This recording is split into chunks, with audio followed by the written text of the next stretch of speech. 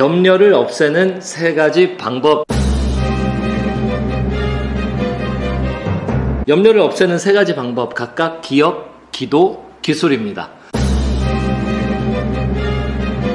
기억, 기도, 기술 하나씩 말씀드릴게요. 먼저 첫 번째, 기억하세요. 염려는 자연스러운 일이 아니라는 것을 기억하세요. 마태복음 6장에 보면요, 예수님이 염려에 대해서 말씀을 하십니다. 무엇을 염려하는지를 예수님이 꼭 집어서 이야기하시기를 재물 이야기를 하십니다. 재물 때문에 염려를 한다라면 그게 곧 하나님을 섬기는 게 아니라 재물을 섬기는 게 되고, 그것은 우상 숭배가 된다라는 것을 예수님이 꼭 집어서 말씀하세요. 하나님과 재물을 겸하여 섬길 수 없다. 이게 염려에 대한 이야기예요.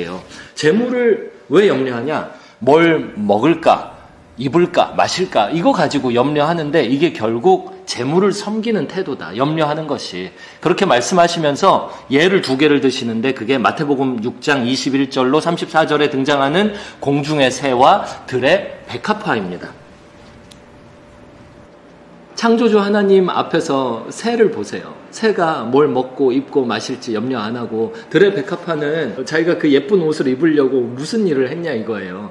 하나님께서 공중의 새도 먹이시고 입히시고 들의 백합화도 돌보시는데 하물며 우리를 그냥 놔두시겠냐 라고 말씀하세요. 염려는 부자연스러운 일이에요. 집에서 기르는 개라도 보세요. 애완견 보세요. 염려를 하냐 보세요. 염려 안 해요. 염려는 부자연스러운 일입니다. 이것을 기억해야 됩니다. 우리에게는 창조주 하나님이 계세요.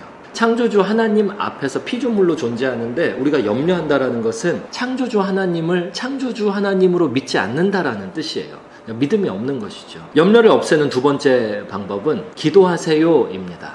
왜 기도가 염려를 없애는 방법이냐? 성경은 반복해서 염려랑 기도를 대조시킵니다. 마태복음 6장 본문에서 예수님도 그러셨지만 너무너무 유명한 구절, 빌립보서 4장 6절로 7절, 그걸 가지고 한번 말씀을 나눠보자고요. 아무것도 염려하지 말고 다만 모든 일에 기도와 간구로 너희 구할 것을 감사함으로 하나님께 아뢰라 라고 얘기하고 있죠. 이렇게 염려 반대편에 기도를 이야기하고 있어요. 염려가 된다. 이것이 의미하는 바는 성경적으로 기도하라는 것이에요. 염려가 들었다. 내가 뭔가 걱정이 시작되었다. 이것은 기도하라는 사인으로 받아들이면은 딱 성경적입니다. 새해가 시작되면서요, 이제 며칠이야? 1월 4일이잖아요. 그러면 작심 3일이라고 하죠. 벌써 새해 계획 12월 31일, 1월 1일 날 세웠던 새해 계획들이 실행이 어느 정도 주춤하게 되는 3일차가 지났잖아요. 슬그머니 염려가 고개를 듭니다. 그러면 기도하라는 사인으로 보시면 돼요. 염려가 되면 기도하라.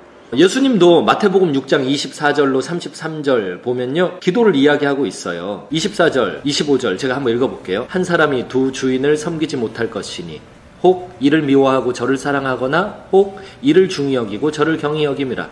너희가 하나님과 재물을 겸하여 섬기지 못하느니라. 재물을 섬기는 태도, 이게 염려하는 태도입니다. 재물이 나한테 없으니까 염려가 되는 거예요. 하나님 생각을 하는 것이 아니라 염려를 선택해서 염려를 생각하는 것이죠. 염려는 우상 숭배의 사인입니다. 염려가 되면 빨리 염려에서 벗어나서 하나님께로 기도로 집중해야 됩니다. 그러면서 하시는 말씀이 염려하지 말라 말씀하시면서 끝에 33절에서 그런즉 너희는 먼저 그의 나라와 그의 의를 구하라 그랬어요. 기도하라 그 말씀이시잖아요. 이렇게 성경은 반복해서 염려와 기도를 대조시키고 있어요. 정말 많은 사람들을 만나왔어요. 정말 많이 만나요.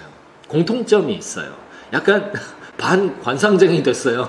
유형이 생겼어요. 하도 만나다 보니까. 흔히 만몬의 지배를 받는다 그러죠. 돈이 많은 사람들보다 돈이 없는, 부자보다 가난한 사람들이 만몬의 지배를 더 많이 받습니다. 없으면 없을수록 자기가 더 결핍에 대해서 염려를 해요. 결핍이 있을 때는 하나님 앞에 더 나아가서 기도로 구하면 됩니다. 그리고 끝으로 염려를 없애는 3번째 방법은요, 기술입니다. 어중간하면 염려가 돼요. 기술을 갈고 닦아야 됩니다. 어떤 영역에서든 염려가 된다라는 것이 의미하는 바는 내가 그 영역에서 실력이 부족하다라는 뜻이에요. 아예 아무것도 없어버리면 염려가 안 됩니다. 근데 능력이 뭔가 어중간하면 염려가 돼요. 무엇을 먹을까 염려하는 사람은 아무것도 먹을 게 없는 사람은 아니에요. 먹을 게 어느 정도 있는 사람들이 염려를 합니다. 출애굽기에 보면요, 이스라엘 백성들이 염려를 지속하잖아요. 불평불만과 염려를요. 그런데 먹을 게 아예 없어서 먹을 거를 염려하지 않았거든요. 있었거든요. 가축들도 있었거든요. 그리고 사막에서 생활하면서 유목민들이라면 40년을 방황했잖아요. 사막에서. 그 정도면은 노하우 생겨요. 지혜가 생긴다고요. 마실 물 아예 없지 않았거든요. 부족했을 뿐이죠. 아예 아무것도 없어버리면 염려가 안 돼요. 염려가 된다라는 것은 나한테 있는 것이 뭔가 어중간하다라는 뜻이에요. 그러면 그것이 실력을 요구합니다. 실력을 갈고 닦아야 돼요. 염려가 되는 영역이 있다라면 그 영역에서 확 커버려야 됩니다. 확 성장해버려야 돼요. 뒤로 주춤거리면 물러나면 안 됩니다. 앞으로 나가야 돼요. 빌립보서 4장 13절 내게 능력 주시는 자 안에서 내가 모든 것을 할 수 있느니라. 하나님을 뭐라고 묘사하냐면 능력 주시는 자로 묘사합니다. 능력 주시는 자. 능력 주시는 분이 하나님이시라는 사실을 알고 믿는 거예요. 그리고 나서 내가 모든 것을 할 수 있느니라. 주님 안에서 내가 모든 걸 할 수 있다라는 믿음을 가지고 끊임없이 재도전하는 것이죠. 빌립보서 4장 앞뒤의 내용을 쳐다보면 세계 선교에 대한 이야기예요. 세계 선교를 감당하는 것이 우리가 지금 염려하고 있는 영역이 어떤 것보다 큰 일이에요. 어떤 것보다 우리에게 더 큰 능력을 요구하는 일이에요. 세계 선교를 감당하는 건 말이에요. 그냥 단순히 내 입에 풀칠 하나 하는 걸로 이게 완성이 되는 일이 아니라고요. 전 세계를 먹여 살려도 부족한 일이에요. 세계 선교를 감당하는 일. 전 세계를 다니며 모든 영혼들, 모든 민족에게 복음을 전하고 복음을 받아들인 사람들 각국의 언어로 제자화하고 각 나라에서 리더십을 세워서 교회를 세우고 그 교회들을 연결하고 예수님 다시 오시는 날까지 이 일을 하는 것, 이게 가장 큰 능력을 필요로 하는 일이죠. 그러니까 능력 주시는 자가 하나님이시라는 걸 알고 믿고 그분께 끊임없이 구하고 그리고 구한 내용을 가지고 찾고 두드리며 재도전해야겠죠. 신명기 8장 18절 하나님 여호와를 기억하라. 그가 내게 재물 얻을 무엇을 주셨다고요? 능력을 주셨습니다. 이걸 기억하라고 성경에서 이야기하고 있어요.